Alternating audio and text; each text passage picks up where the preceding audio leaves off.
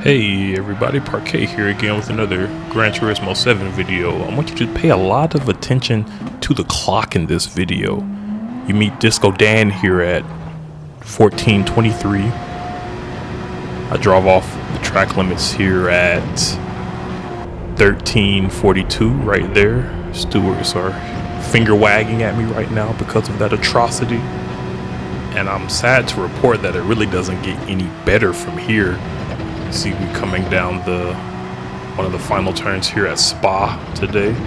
Can't keep it on the track. Just a mess. Again here, off the track, going straight into a left-hander. That's not what you want to do. That's dangerous driving. And for the cherry on top, completely missed the breaking point by about 1,000 miles there. And apparently that was my line. Let's try again. 9 minutes left. Off the track again. 6 minutes have passed by and we have yet to finish a lap. And for all the math majors, this is about a 220 lap that took. Now we're at 6 minutes. But that's racing. We shake that off and let's get into a successful lap. Now that we're up to speed, we're driving the Porsche 911 today.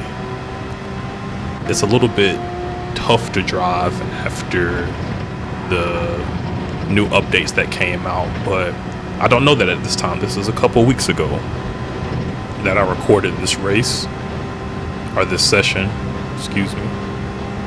But here we go. We're going to look for the yellow and red braking zone right here.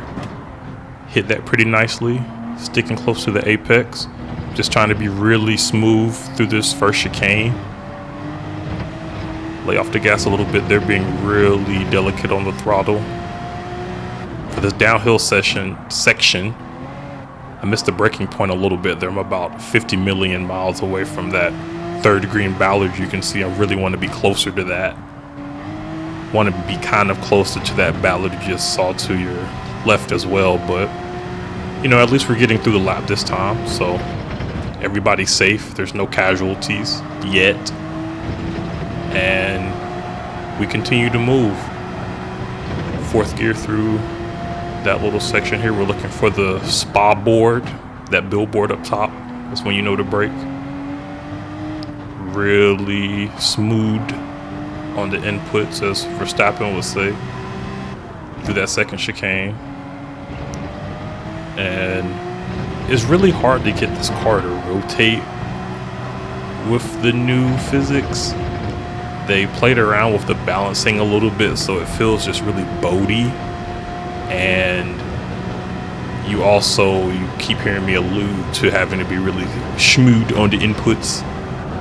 Drinking game for every time I change my voice and go schmood on the inputs. That if you're not, the car really does not appreciate that at all.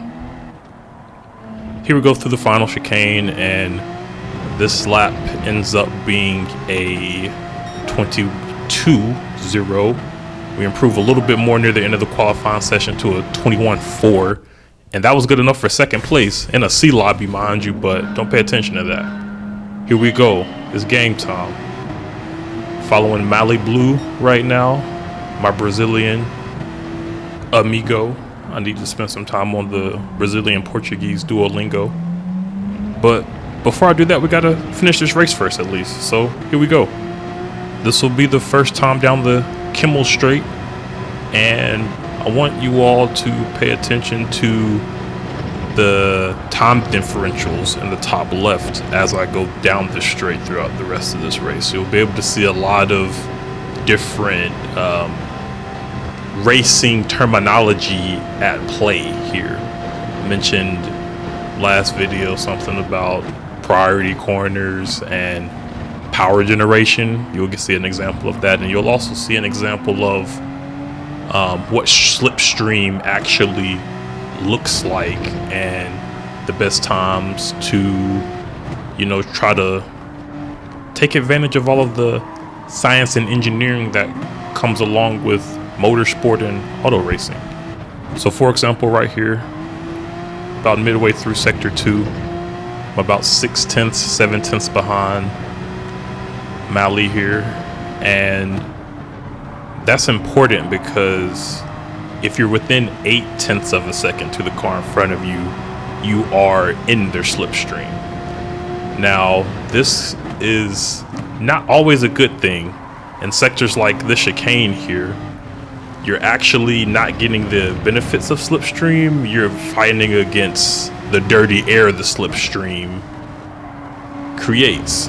So it's just really nasty back here. You see within a 1/10 of a second, but the boatiness that I was alluding to earlier gets a lot worse when you're in that slipstream. And all of the smart, engineers and thermodynamicists, y'all do a great job in the comments describing it better than I am right now. But basically, on a long straight, slipstream good. When you're turning a lot, slipstream not good. So here we go here into the final chicane. Mali goes there a little bit, and we made it through without a lot of drama that first lap, which is always good. Sadly, this would be the last little sense of peace I would have during this session. Our friend Disco Dan makes another appearance.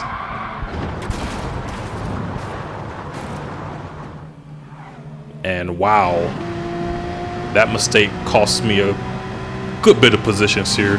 Ultimately ended up back in 5th after passing by the Ferrari. And here we go, beginning of lap 3. I'm 2.3 seconds behind Panfilo right now. And this is where the power generation comes into play. He didn't get a good exit, and I got a better exit. So you will see here how much time really that would cost you, if you're not locked in. And this isn't even with the help of slipstream pulling me along. This is just pure pace. And at this point, I know I had that drama. You see here, we get down to 0.6. Had a bit of drama, Disco Dan making an appearance earlier than I would have liked him to, but after seeing the lead continue to trickle down, the Gemini me again, it's like, I think I can win this if I just kind of take this a bit more seriously, get a bit closer to the apex like I would like to there. And now we're within a second, and we just gotta hold on to this advantage we've just gained as we head down the hill here through Puan. Yeah, I know you like that, Puan. I'm learning the names. Anyways, things were going good until they weren't. And here, I give him a little love tap in the nose there, a little bit of time. That slows me down. So I can't really attack into this chicane like I would have liked to. Gave him another slight bump there that I didn't think was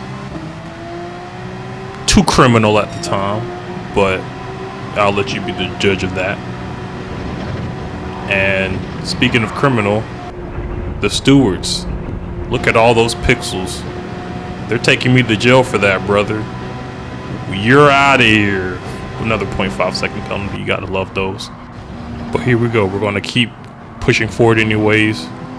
And I'm gonna give him the benefit of the doubt. Maybe he didn't see me, but he definitely, Panfilo, my friend, pushed me wide there. But it was all good because what goes around comes around. He got himself his own half-second penalty, and now it feels like we're on even footing. Final lap, 0.3 seconds behind. We're going to set him up. We're really prioritizing this corner again. We just want a good exit, so I'll let him have the inside. And here is where I learned a valuable lesson in indecision. As we go up through Eau Rouge and Radion, stay within the lines this time. And this moment right here, I give him a bump draft where I should have went for the move around him.